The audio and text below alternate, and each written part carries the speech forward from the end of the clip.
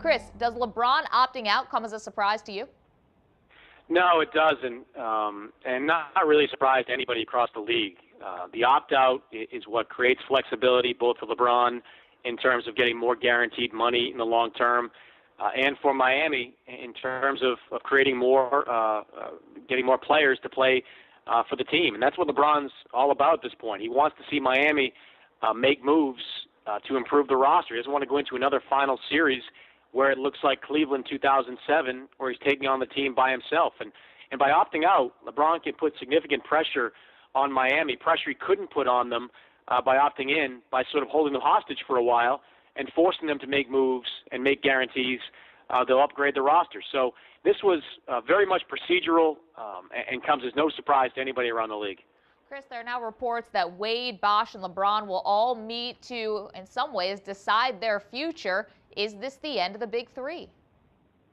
Yeah, I don't think so, because at the end of the day, these guys will have to look back and decide where their best chance is to win. And despite the fact that they got creamed in the finals by San Antonio, they still cruise through the Eastern Conference and are very much capable of doing the same thing next year. And, look, it's a matter of circumstance, too. I mean, we could be talking about a team like Miami, beating up on Oklahoma City if they had gotten through San Antonio in that series. I think Miami would have been much better off against Oklahoma City than they were against the Spurs in the finals. So I think they have to take a step back and allow the sting from that finals loss to leave them. And when they do, I think even looking across the landscape at teams like Houston, even Chicago, L.A., both teams out there, you're not going to find a better place to put yourself in a position to win a championship as long as ownership is willing to spend the money to flesh out the roster.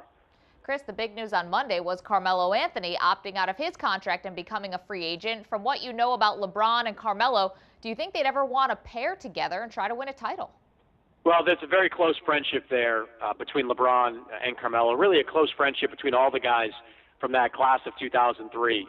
And that friendship has only been enhanced by their time playing together with USA Basketball. So I think there is a part of LeBron and certainly a part of Carmelo that wouldn't mind teaming up, but the sheer logistics of it just doesn't make a lot of sense. I mean, Carmelo and LeBron ostensibly play the same position anyway. Throw in the fact that to get Carmelo down there, all of those guys would have to take significant pay cuts, and I just don't see all of them being willing to make that type of commitment. More likely, the fight for Carmelo will exist between New York and Chicago, with Chicago being Carmelo's best chance to win and New York being Carmelo's best chance to make the most money. It's the summer of LeBron 2.0, though. Chris, I don't think we're going to get another decision, will we?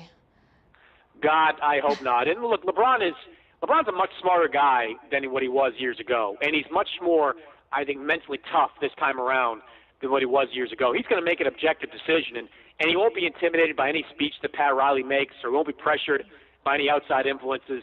He's going to decide what's best for him. But he's been pretty crystal clear, Maggie, and so have members of his team, that winning is his top priority. And when he looks back and surveys the landscape, I think you'll see with some minor tweaks, Miami presents the best chance to win.